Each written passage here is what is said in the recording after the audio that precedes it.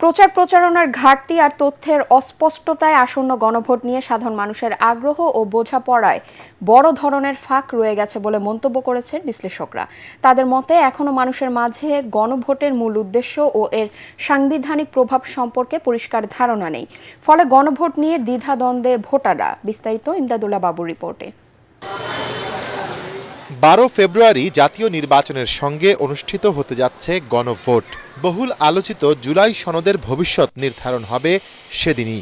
গণভোটে হাঁ জয়ী হলে নির্বাচিত এমপিরা গণপরিষদের সদস্য হিসেবে পরবর্তী 180 দিনের মধ্যে সংবিধান সংস্কার করবেন। 72 সালে গণপরিষদ এবং একসঙ্গে সাইমালটেনিয়াসলি হয়তো এরা যা ভাবছে যে এরা পার্লামেন্ট হিসাবে কাজ করছেন, কিন্তু আমাদের দেশে আমি যেটা দেখছি হয়তো বা অনেক ব্যাপারেই একটা আইনের ইন্টারপ্রিটেশন হতে পারে। সবাই তো গণপরিষদ নিয়ে একমত হয়েছে। তো তার মানে কি রাজনৈতিক দলগুলোর ইচ্ছাক্রমেই সরকার গঠনে এখানে দেরি হবে। নির্বাচনের ফলাফল ঘোষণার 1 মাসের মধ্যে সরকার গঠন হয়ে যায়, কিন্তু এবার এটা 6 মাস লেগে যেতে পারে।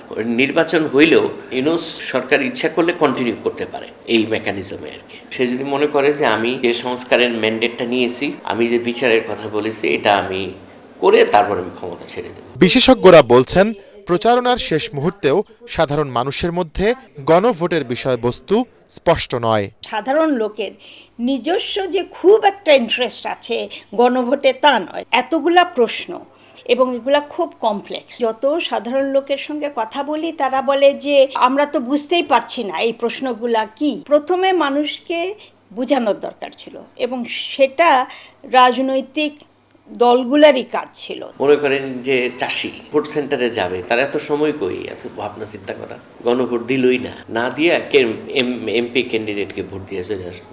সরকার উচিত ছিল কমপক্ষে 20 কোটি লিফলেট ছেড়ে দেওয়ার, গণভোট কি জিনিস সেটা বোঝানোর জন্য। পোস্টারিং করে এটা হওয়া সম্ভব না। তো তাই গণঅভ্যুত্থান পরবর্তী জনগণের আকাঙ্ক্ষা পূরণে সরকারকেই গণভোটের বিষয়ে প্রচার জোরালো করার তাগিদ তাদের।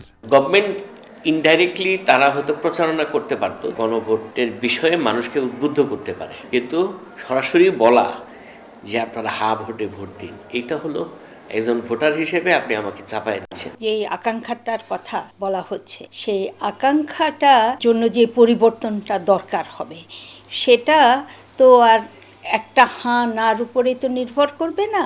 সেটা একটা লং টার্ম একটা প্রসেস। যারাই জিতে আসবেন, যারা বিরোধীতেও থাকবে, সবারই একটা সদিচ্ছা কমিটমেন্টের উপরে নির্ভর করবে। সংস্কার বাস্তবায়নে রাজনীতিবিদদের মনস্তাত্ত্বিক পরিবর্তন দরকার বলেও মত বিশ্লেষকদের।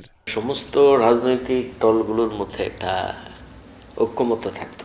ইমদাদুল্লাহ বাবু, ATN বাংলা, ঢাকা।